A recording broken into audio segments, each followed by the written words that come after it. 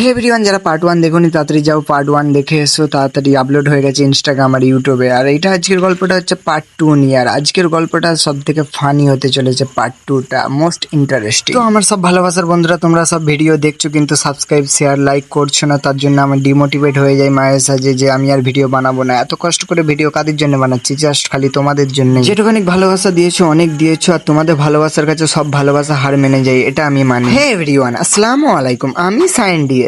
তারপর আমরা গন্তব্যে পৌঁছে আমরা লঙ্কা ফাটকা দিয়ে শুরু করলাম। দেখতে পাচ্ছ বড় বড় দুটো লঙ্কা ফাটকা, কেউ জ্বালাতে পারছে না, এত হাওয়া চলছিল। আর আমি ভালো করে বিছিয়ে নিচ্ছিলাম যাতে এনিমিগুলো ভালো করে ডাউন হয়। আর আমার ক্যামেরাম্যান ভয়েতে তো লাভ কেটে চলে গেছে জঙ্গলের ওপরে, আর ক্যামেরা করতেই ভুলে গেছে ভয়েতে। লঙ্কা ফাটকাকে দেখে নিজেরাই এত ভয় খাচ্ছে, আর এনিমি কি মারবে আমি তো ভেবেই পাচ্ছি না। তারপর ওইদিকে লঙ্কা ফাটকাতেও কাজ হলো না, কিছুতেই তো গেটটা ছাড়ছে না, তাই জন্য কি আর করবো, দাঁড়িয়ে দাঁড়িয়ে একটা স্কাই শটটি ফাটিয়ে দিলাম। আর সেই লেভেলের লাগছিল, এটা সন্ধ্যা হলে আরো সুন্দর লাগতো। তারপরে পিছন ঘুরে দেখি না আমাদের আর্মিরা গেট ফেট ভেঙে ভিতরে ঢুকে গেছে টাকা না দিয়েই। তারপরে এন্ট্রিটা নিতেই এত চেঁচাচ্ছিল ভাই কি বলবো। আর আমার তো এত রাগ ধরছিল যে স্কাই শটটা দাঁড়িয়ে হাতে ধরে এইদিকেই ছুঁড়ে দিই। তারপর গেট ধোয়া নিয়ে অনেক মজা মস্তি করার পর বরকে নিয়ে টুকটুক করে উপরের দিকে যেতে শুরু করলাম, হলের দিকে। আর সেই লেভেলের খিদেও পেয়েছে গাইস, সত্যি কথা বলতে অনেক লেটও হয়ে গেছে, প্রায় 3টে বেজে গিয়েছে। তারপরে এইদিকে বর জুতো খুলে না বসতে বসতে এইদিকে জুতো চুরি খেলা হয়ে গেছে। আর এখানে সব থেকে বড় জুতো চোর তো আমাদের টিমমেটের মধ্যেই আছে, দেখলেই চিনতে পারবে, এক্ষুনি দেখাচ্ছি তোমাদের।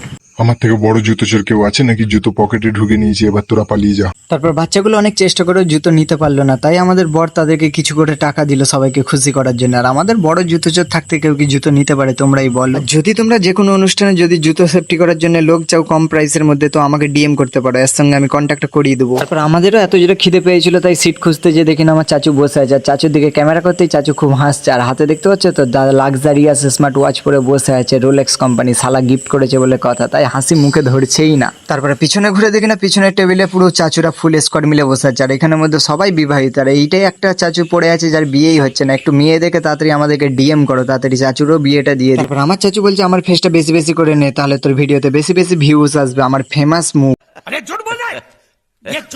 তারপর আমরা সিট না পেয়ে এদিক ওইদিক ঘুরছিলাম। তারপর দেখলাম এদিকে বয়েরা খাওয়া দাওয়া করছে, তাই এখান থেকে কিছু একটু খেয়ে নিলাম।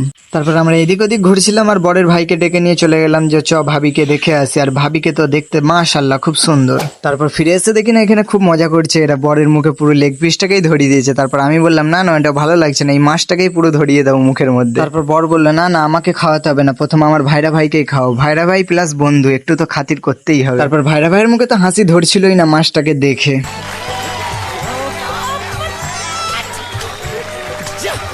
আজকের গল্পটা এটুখানি কি, যারা নেক্সট পার্ট 3 দেখতে চাও সাবস্ক্রাইব করে নাও এন্ড ফলো করে নাও। আজকের মতো বাই।